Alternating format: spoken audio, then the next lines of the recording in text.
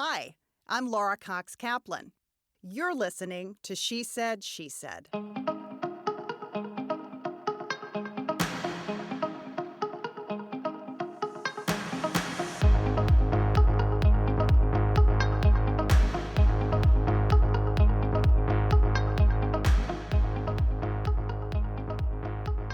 Dr. Kerry Healey is an internationally recognized leader in higher education and public policy. She served as the Lieutenant Governor of Massachusetts, where much of her work focused on public safety and criminal justice, as well as closing state budgetary shortfalls. One of her many accomplishments included the passage of Melanie's Law, a 2005 law that strengthened penalties for drunk driving to keep repeat offenders off the road. Kerry is also the first female president of Babson College and is now the inaugural president responsible for launching the Center for Advancing the American Dream. Kerry is a graduate of Harvard College and received her PhD in political science and law from Trinity College in Dublin, Ireland. Her awards and accomplishments, frankly, are too numerous to mention, so we will include a number of those other accomplishments and awards in the show notes. But without further ado, Kerry, welcome to She Said, She Said. Thank you, Laura. So happy to have you here. Well, thank you for that kind introduction. You're so welcome. Your body of work shows the intersection between policy, politics, entrepreneurship, and this notion of the American dream. Let's start by talking about what the American dream has meant to you. Well, I believe that I'm so interested in this idea of the American dream because I have lived it. And I'm a second-generation American. I think that that's part of people's story, that immigrant piece is usually very important to the American dream because most of us have ancestors who came to this country, or maybe we ourselves came to this country seeking a better life for ourselves or our families, or maybe fleeing something that was really desperate, whether it was poverty or political persecution or just simply lack of opportunity. And so in my case, my great-grandparents came here from Germany, fleeing the Kaiser. I don't know what went wrong there, but they needed to get out of the country and ended up in the U.S. I had other parts of my family who were coming from Canada, from Scotland, and I think that all of them viewed America as a place where they could make their own lives, they could use their own talents to build a better life for themselves and their family. And they had great struggles during the Great Depression, like all families did at that time. My grandfather and my mother ended up in the sort of swampy bits outside of Tampa, starting citrus farms, starting a citrus farm and building a packing house and shipping other people's fruit and then eventually shipping their own fruit. And this was not at all what they knew about. My grandmother was a hat maker. My grandfather had been an architect, but there was no need for that during the Great Depression, really, although he worked for the CCC. And so throughout my youth, my mom, who was an elementary school teacher, a public elementary school teacher, first woman in her family to go to college, she told me, you can be whatever you want to be. You can do whatever you want to do in America. You just have to work hard, and you have to study, and you have to play by the rules. This is a place where the rules apply. And that's one of the things that has really come out in many of my conversations around the American dream with so many people, is that many people come from countries where the rules don't apply equally to everyone. And so the idea here, at least that America aspires to be a place where there's a pretty even playing field, is something that I can identify with. I was able to go to public schools and end up going to Harvard on grants and scholarships, and my family didn't have enough money to send me there. I wouldn't have been able to go without the gracious charity of other people. Mm-hmm. And I went to graduate school on scholarships as well with the Rotary Foundation, and they're amazing. And they sent me to Ireland to do my PhD and launched my entire career. So I think that story of coming just from a small town, coming from Daytona Beach, Florida, with parents who were great, wonderful, loving parents, but they didn't bring anything in particular to the table in terms of wealth or connections or anything else. But they did love me, and they gave me a great family background, and that's a huge benefit that anybody could have if you're willing to give that to your children. So, but with that base, I was able to go on and do all of the wonderful things that I've been able to do in my life. And so I'm a big believer in the American dream. And one of the things that I've been most concerned about is that people of my children's generation, I have a 27-year-old and a 25-year-old, often doubt whether or not the kind of access to the American dream that I enjoyed exists for their generation. And so what I would like to do at the Center for Advancing the American Dream is to not only tell the history of those folks who came to America seeking a better life for themselves and their families, but also to really look into what are the obstacles today that are keeping the American dream from being more broadly available to everyone in society. Mm-hmm. And I think we know there are blocks. And the question is, what are they? How can we understand them properly? And then how can we remove them? So I'm excited about that project, and I feel it very deeply that this is a mission that I can relate to and that I can hopefully make some sort of important contribution to. Yeah, let's go a little bit deeper on what the Institute will ultimately do and how it will work. It will operate like a think tank, essentially. Well, no? It will operate like a think tank, but it will also have a visitor center. It will also operate like a museum in some ways, because it's going to be in these beautiful old bank buildings, these historic bank buildings that are right across from the U.S. Treasury on Pennsylvania Avenue, catty-cornered to the White House. It's on the pedestrian part of Pennsylvania Avenue, so visitors coming from all over the world and all over the country walking down to see the White House will walk right past our doors. And what I would like to have is a place where people can come in to really contemplate the idea of America, because it is an idea. It's not like America is perfect or America has achieved all of the very lofty goals of our founders.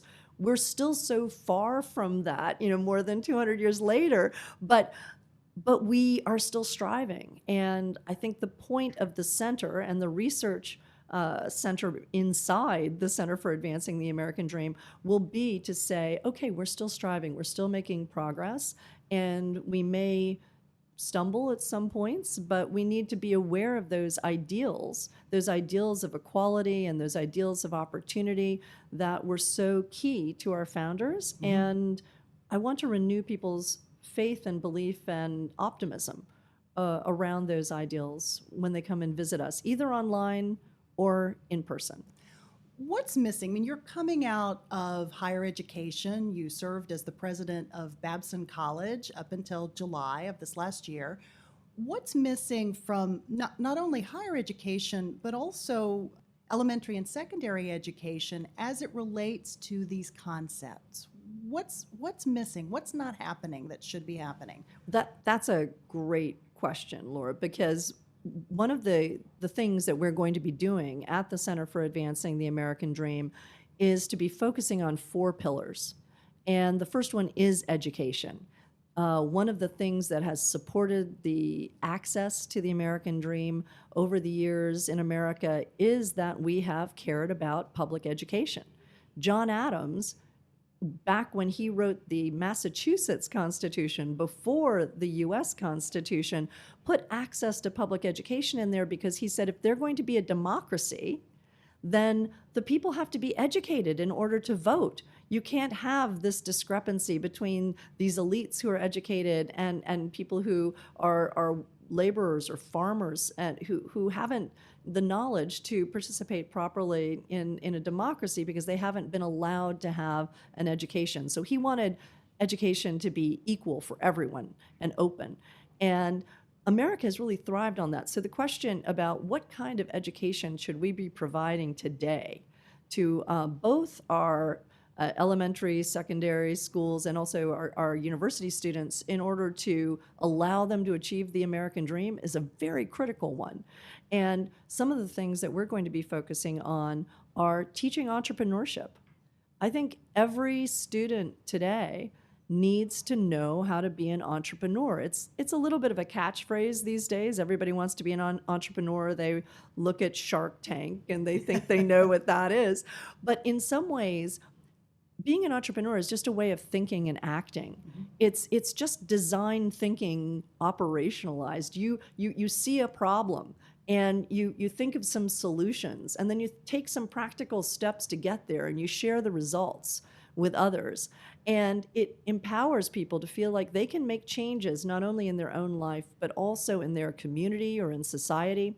And one of the things that we need to teach all of our young students at every age is that they have the power to make changes. They have the power to say, I don't like this in my community, or I think this could be different, or I think America should go in this direction, and I'm going to work to do that, and to make them feel that they have all the tools at their disposal that they need to do that. So learning entrepreneurship, basic entrepreneurship, whether it has to do with starting a business or whether it has to do with social activism or something else, that's something everyone needs to learn. I also think that everyone needs to learn basic finances. So one of our pillars is around access to capital, but also financial literacy.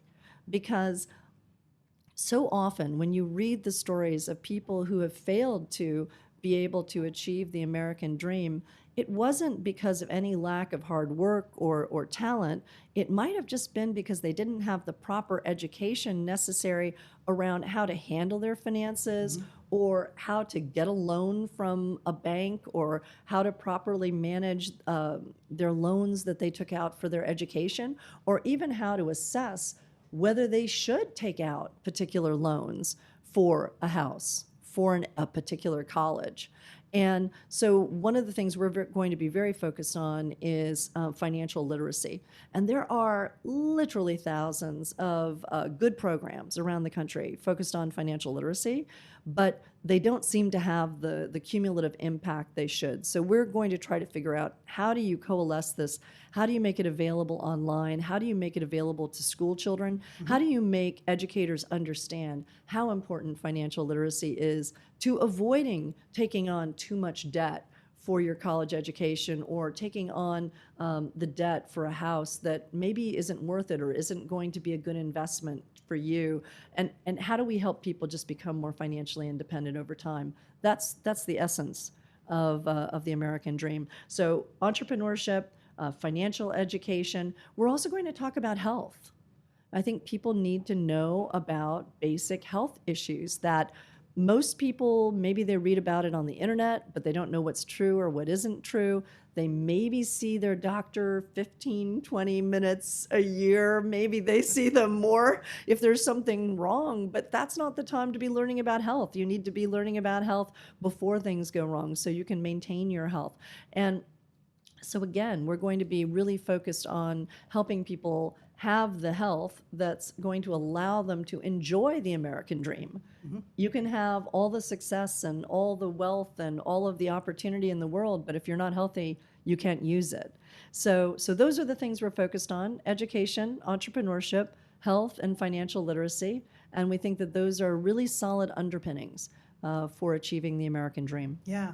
Talk a bit about how your experience at Babson has informed your journey going forward, because Babson is a college that's specifically focused on entrepreneurship and really emphasizing that in its curriculum. How has that informed sort of the way that you think about this latest initiative? Well, I'd like actually to take it back a step and say, when I was Lieutenant Governor in Massachusetts, I had the opportunity to see that the only people who were really creating jobs were entrepreneurs. And you could look to government and say, create jobs. The only job government can create is a government job.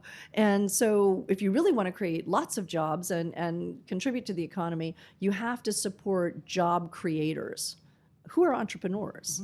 And so I left government feeling quite frustrated with the ability of the public sector to actually make the economy thrive in any way other than simply getting out of the way of people who had the brilliance and the energy to create new solutions and new opportunities for people. So I had it firmly fixed in my mind that entrepreneurship was the way forward for society. And so when I got a call from a headhunter actually saying, would you like to go into higher ed? I said, I'm not really, I'm not really qualified. I mean, maybe this is maybe this is a place where I can connect with how many women often feel when they get opportunities that they weren't seeking. They think, well, maybe that's not really like, have you seen my resume?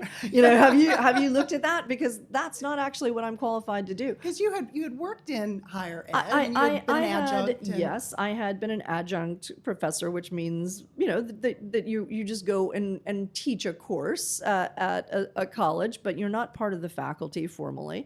I'd been a fellow at Harvard, which again means you just go teach a course, and it's a non-credit course even, and you're there on the campus, but it's not like being part of the university. And so to be asked to come in and lead a very distinguished college, I felt a little bit nervous at first until I spoke with the trustees about their mission.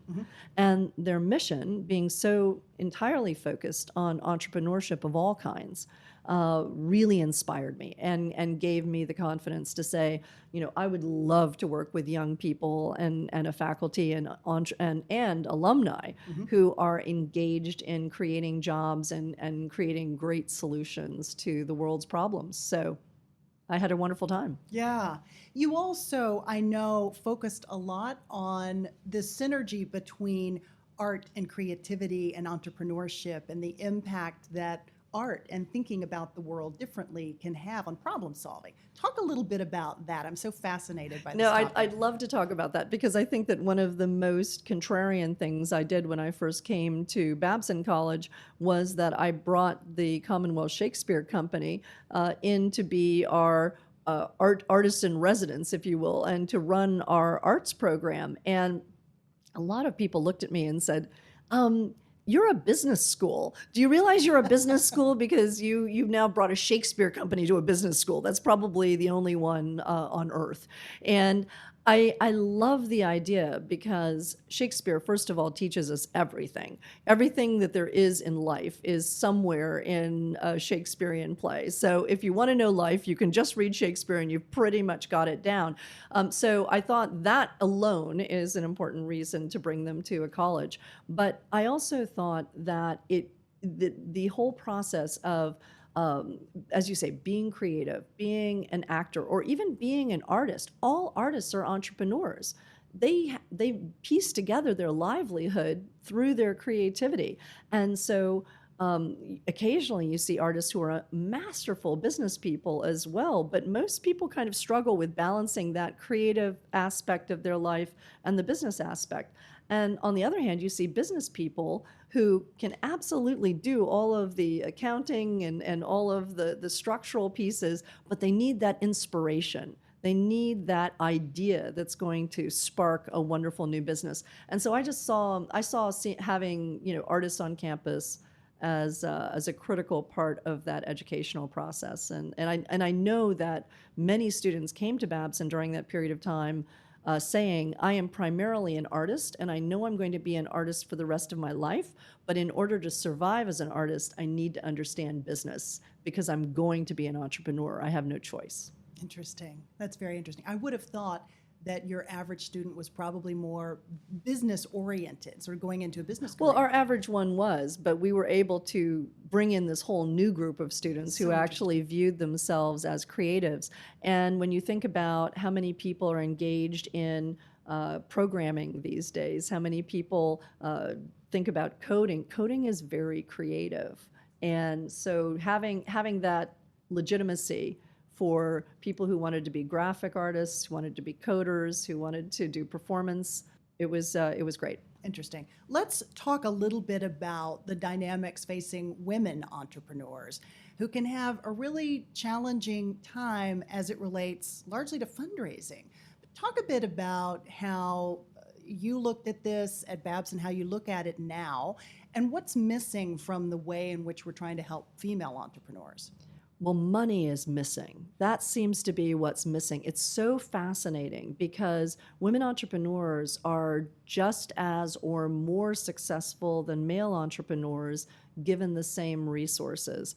But during the time that I was at Babson, and I don't think it's changed very much right now, unfortunately, I think it may actually be getting worse, less than 10% and actually closer to 6% of all venture capital that was distributed to companies was going to companies that were run by women. And there were a number of reasons for this. One was simply that the people who are in venture firms, who are on the committees, who choose the various businesses in which to invest, are often all men. And so they may not appreciate the perspective of the woman entrepreneur. She may see an opportunity that they don't see. But also, often venture capital goes to people who you know and trust. And so there's a very reasonable explanation for why it may continue to go to the same people, but bringing women to the table at venture capital firms to help direct investments actually makes those companies more successful because the women-led companies outperform the male-led companies. So it's a fascinating dynamic. It's one of the areas where you just see the biggest gap between men and women right now, that the funding gap for female entrepreneurs is extraordinary and unconscionable, but it's just going to take a lot of awareness, and people are going to have to get comfortable with the idea of bringing people who are very different than themselves into that process of selecting where to put money, and that's a very sensitive discussion. How do we change that? Is that something that the center may focus on? Well, I think that access to capital is one of our big focuses because if you think about what's changed society, in many cases, it is just who has had the opportunity to make their dreams real. And so making sure that capital is evenly available is one of the most important things we can do to spread equality. When we thinking, I brought for our 100th anniversary at Babson, Steve Case, to come and be the commencement speaker for our undergraduates because he has something called Rise of the Rest, where he deliberately goes out into the Midwest or goes to cities that are underfunded and looks for entrepreneurs. And it's not just women entrepreneurs who aren't being funded. It's people outside of New York and San Francisco and Boston and LA to some degree. All of the capital, all of the opportunities financially are really concentrated in a few of these coastal cities. And when you look at the Midwest, there's just a dearth funding for entrepreneurs in those regions. And so you see the Waltons, you see Steve Case and some others trying to move into that space and say, wait, the people in the Midwest have just as good ideas as people anywhere else. And their ideas could create so much more wealth and opportunity for America and the world. So let's bring that capital out. So I do think there's a movement to try to make sure that capital reaches all of the places with good ideas. I want to pivot and talk a bit more about your public service and running for office and building up the risk tolerance that it takes to do something like that. Yes. It is not easy for anyone to run for elected office, and some would say it may be, in some respects, more difficult for women. I don't know. You can give me your point of view. You've run, you've lost, you've won, you've had lots of experience. No, I've lost, I've won, or something won. like that. Yes, I think it's more likely. Let's start with why you jumped into public service in the first place. You ran for the first time, I believe, in 1998. Yes. Right? Yes. Had you served in student government? What was it that inspired you to run? Okay, so embarrassingly, yes, I was president of student government, but that probably wasn't it. But I worked for 10 years for a company called Apt Associates in Cambridge, and what they did is they did public policy work for different government agencies. I personally worked for the U.S. Department of Justice for about a decade on issues around drugs and gangs and victim and witness intimidation, child abuse and neglect, domestic violence, leaving jails and prisons and reintegrating into society. So all very cheery topics, as you can see. And so after about a decade of thinking about all of these things that are symptoms of what's gone wrong in society, I wanted to talk about solutions because I felt like I had some good answers to some of these really intractable and difficult problems that we're facing society. And yet I felt that what I was doing as a consultant for this, for the U.S. Department of Justice wasn't getting through. I might have been writing little books for prosecutors or judges or chiefs of police or giving talks at the American Society of Criminology, but nobody really cares. They're busy. They can't, wrap their mind around reading a white paper on how to solve domestic violence. And so what I thought I would do when I was 37, 38, was my kids were 3 and 6, and I thought, okay, I will just run for office and I will get a chance to talk about the things I'm passionate about. And I know I'm going to lose because I'm a Republican in a very Democratic state, Massachusetts. I think Republicans at that time constituted 13% of the voting public. I believe now it's down to 11. And so it wasn't like I thought I was going to win. I just thought that I'd have a platform by running for office to honestly discuss child abuse and neglect and domestic violence, which were the things that I was concerned about at that time. And so I did, and it was really painful. It was just a very hard experience to go from being an academic, basically, someone who had been sitting in a cubicle and then occasionally going out and doing field work, researching these criminal justice topics, to someone who had to give speeches, who had to meet vast numbers of strangers, march in parades, kiss babies, whatever, and it was. It was humbling. It's a very humbling process because you bump up against your own limitations very rapidly. Like you can see right away what's going to be comfortable and what isn't going to be comfortable. What did you learn about yourself? I was frightened of media. I did not feel comfortable being on camera.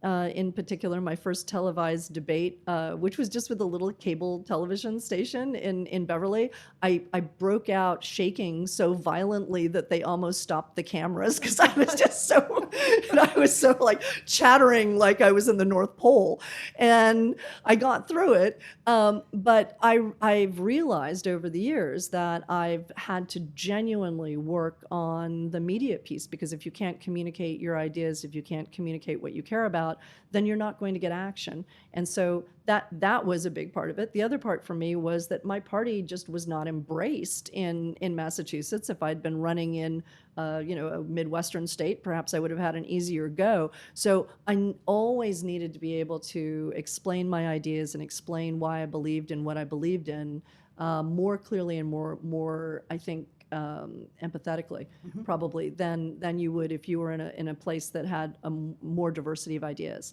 and so those were challenges. And then of course there's just the challenge of managing kids and school and pets and family life while you're running. Well, while you're doing anything, but running for office poses some special challenges because things happen at night and they happen at all times of the day and night. Yeah. So notwithstanding the fact that it was not a great experience, even though you learned a lot from it, you stayed in. No, it was a great experience. It was a hard experience. It was a hard experience, but it was a great experience because you see the best in people.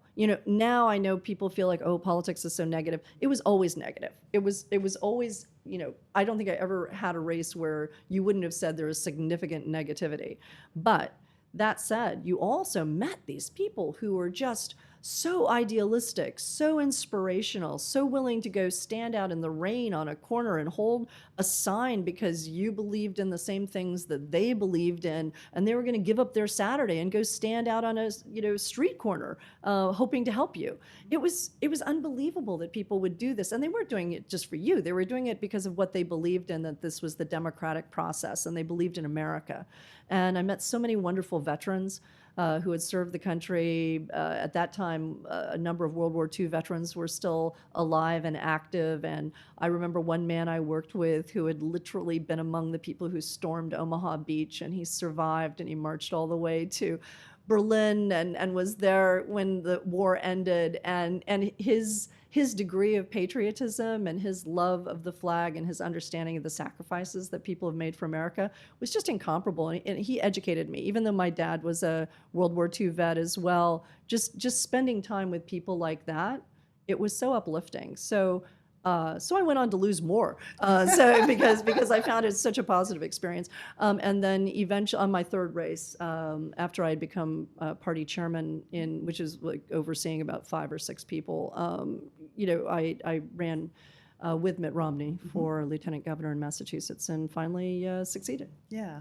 What advice do you have for other people, women in particular, who are considering running for office? I think you just have to have belief in yourself, and you have to bring people who you trust their opinion very close around you, and they have to be people who are going to be honest with you. So it can be your family, it can be your friends, it could be a professional advisor who you genuinely respect their opinion, but then you have to draw the line, and whatever anybody else thinks, you have to just say, nope. I'm doing my gut check with the people who I respect and who know me and love me. And if other people have a different opinion of me from the outside, you can certainly ask yourself the question, why do they have that opinion if I don't think that's a fair opinion? But you really can't think about it. You have to have the confidence to say, as long as I still have the approval of the people who I respect and who love me, then I'm going to move forward. Does that advice apply regardless of whether it's politics? It probably does. Right? It's just much more. It's written large. Yeah. when you're in the public. Yeah. Political parity has been an area of focus for you, and you've worked on the Political Parity Project to try to get parity between women and men in politics. A big problem, even though we've seen some strides with increasing the number of women elected to Congress this last cycle. However, we've also seen the number of Republican women actually go down who are elected. Talk a little bit about what the challenges are and some of the work that you've done in this space. Yeah, after I left office in 2007, I was for the first time able to actually talk about being a woman in politics, because I have to say that at that time, before 2006, the advice that you would get from political consultants was, they can see that you're a woman. You don't need to talk about it. Just leave it alone, because it's bad enough. It's bad enough that they can see that you're a woman. You don't have to be constantly going on about it. And so I had obeyed that injunction and been very quiet on gender issues, although I certainly advocated for women in terms of, as I said, as an advocate around sexual and domestic violence and those areas. But I hadn't talked about women in politics. And so when I got out, there was a woman called Ambassador Swanee Hunt, who had been very active in Democratic politics. And what I was seeing at that time, and I think what she was seeing at the same time, was that Democratic women were throwing bombs at Republican women, and Republican women were throwing bombs at Democratic women, and we were keeping each other back. That we needed actually to be together. We had to be unified in our willingness to say progress for any woman being elected is progress for women being elected. And we need to somehow come together and share knowledge and figure out how we as women can contribute more in the public space. And so, well, Swanee and I probably have almost nothing in common, aside for a passion for public service and a passion for advancing women. We had a wonderful 7 years of working on this project called the Parity Project, which was funded through Hunt Alternatives, her nonprofit. And we coalesced lots of women's organizations that have been working on these issues, trying to train women to go into politics, trying to support them, fund them, from every direction. And it was very hard for all these women's groups to sit down at the table together because they had been working against each other in many cases. And in some cases, the women sitting at the table had been attacked by some of the organizations on the other side of the table. So it was a little nerve-wracking at first. But ultimately, everyone realized that we were all working for the same thing, and that all women are not the same. Women have a diversity of opinion, and that's legitimate. Yeah. It's okay that women don't all think the same thing. But we do think that women's voices matter wherever they're expressed, and that there should be equal representation for them. And if for no other reason, if you can't think of any other reason why this is a good idea, the reason why this is a good idea is because there is just as much talent among women as there is among men. And therefore, if you are leaving some of that talent on the table, we might be leaving the person who has the solution to the key questions facing society out of the discussion. Absolutely. And so we finally just said, you know what? We want to use 100% of our talent. And that's why we're at the table together, Republicans and Democrats together, trying to advance women in office. And as you mentioned, certainly among Democratic women candidates, we have seen significant progress recently, but it's still too little and it's still too slow. Yeah. Is there one thing that you would do or change as it relates to this dynamic to ultimately change it? I mean, I that's oversimplifying because it is a very complicated problem. Some of it is, there's a lot of different factors. But is there something in particular that you would do if you had a crystal ball or a magic wand to change this dynamic? Yeah, I think in some ways it's pretty simple because if our parties are dedicated to recruiting equal numbers of women and men to run in primaries, I think we can leave it to the voters to decide. But the recruiting process is pretty lopsided, and women are less likely to present themselves for candidacy. They need to be asked, and they need to be asked repeatedly. This is one of the more interesting findings that we did a lot of research through the Parity Project, and one of them was that women needed to be asked something like 7 times by people who they respected in order to step forward. Men don't have to be asked. They wake up in the morning and they're shaving and looking in the mirror and going, that person should be the next U.S. senator. Right. And that's just not an idea that women usually have pop into their heads when they're getting dressed in the morning. And so someone needs to come up to them and say, you know what? Your expertise in finance, or you're a great lawyer, or you're a great business person, or you know what? You've been so fantastic, working with your family that you have so much to bring to the table around, education and family issues. That you have to point out to women what their talents are and why those are needed in the public space, and then they're willing to come forward. Do you think, and I've heard this statistic about asking a woman multiple times to run for office for a decade or more, right? We've talked about this.